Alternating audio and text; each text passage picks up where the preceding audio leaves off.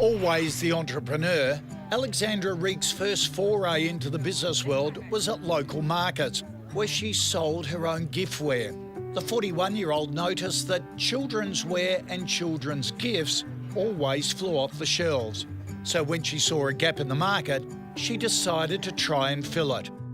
We design garments for newborns up to 12 years, all girls. I design the fabrics. The inspiration for the brand came from Riggs' fashion designer mother, who had a store in Melbourne in the 60s called Oobi. When she started her own Oobi, Riggs admits she took a big leap designing fabric prints and clothing styles herself. We also do a lot of hand embroidery. I was going to say, a lot of hand skills, hand crafts. Yeah. That is incredible. Thank you. So people are getting this product, and it's not sort of just a factory produced. It's No, it's all screen printed. It's handmade embroidery. The children's clothing retail industry expects to be $3.3 billion this year. This has been supported by increases in the population of kids and government incentives. You're based in Sydney, but where do you retail? We retail all over Australia, and we also export as well. So our biggest export market is Brazil. Oh, wow. I know, it's unexpected, but I think considering how bright and how summery the garments are, it makes a lot of sense. As with many small business owners, Alex is used to wearing all the hats in the business.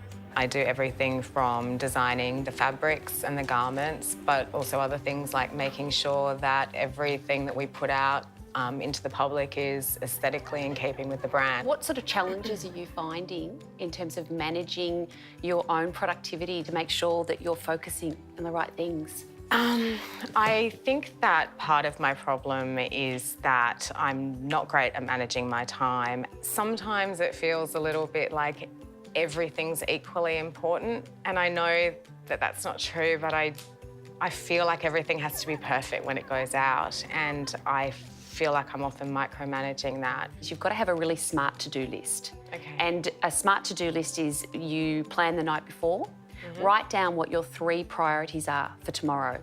Okay. Lots of people often will start the day on email, or they'll check their messages. Yeah. So by knowing the night before what the tasks are, and then starting the day on that key task before you even open your email, you're setting the day to your agenda.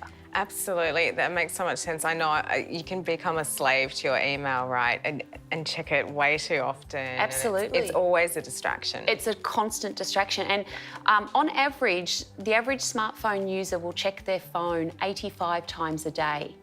And 55% of those checks are just a 30-second or less. Right. So what that means is you're constantly going to your phone, which means you've got a constant distraction.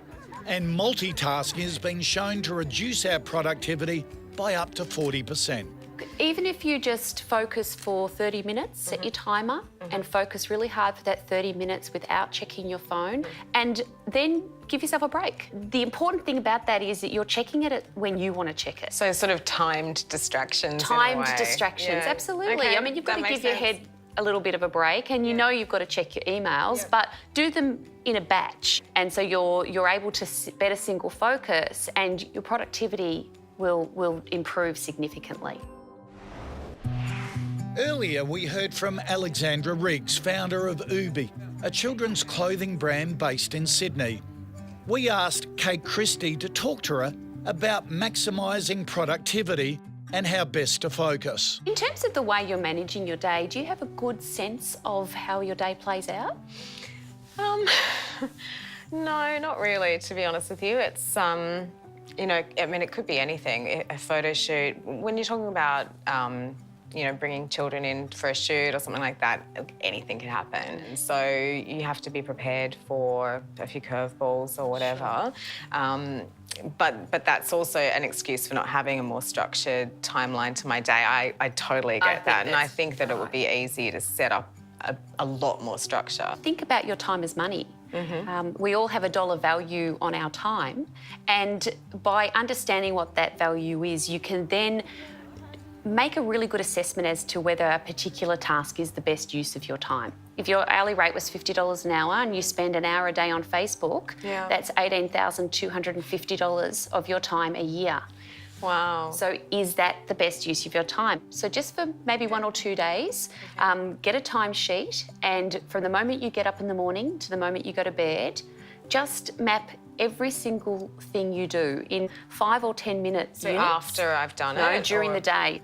What it's going to show you is exactly where you're spending your time each day. It's going to show you where the interruptions are coming from.